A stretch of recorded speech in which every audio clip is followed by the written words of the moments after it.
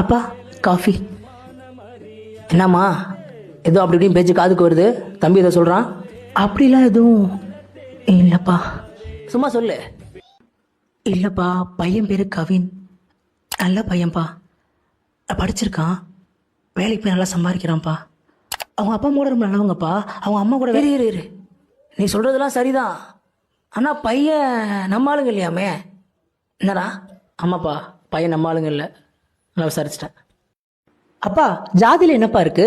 மிஞ்சி மிஞ்சமான ஜாதி வச்சு என்ன பண்ண முடியும்? ஒன்றுத்துக்கும் உதவாம பெருமை பேசிக்கலாம், அரசியல் பண்ணி ஓட்டு வாங்கலாம், ஏன் ஜாதி தான் பெருசுன்னு ஸ்டேட்டஸ் போடலாம், வண்டியில் கொடியை கட்டிக்கிட்டு கண்ட நாய் மாதிரி சுற்றலாம்.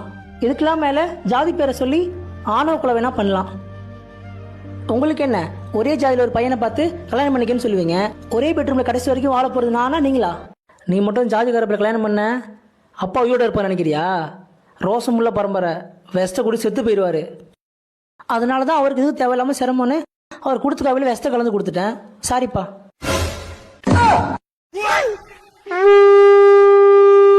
அப்பா நீ பாத்துடா, இவர் படிக்காத தற்குறினா நீ ஒரு படிச்ச தற்குறி. தேவையில்லாமல் ஏதாச்சும் பண்ணுவேன்னு தெரியும், அதான் காலை உனக்கு ஆப்பிள் ஜூஸ் கொடுத்தல, அதில் வெஸ்ட்டை கலந்துட்டேன், சாவு.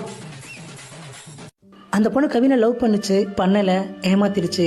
அதெல்லாம் அப்புறம் ரோட்டில் ஓட விட்டு வெற்றிங்கிற தைரியத்தை யார் கொடுத்தது? First justice for Ajith, justice for Ridhanya, justice for Kavin, இன்னும் எவ்வளோ பேர்.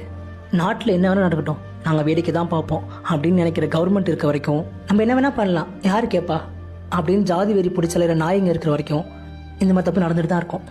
Miss you Kavin.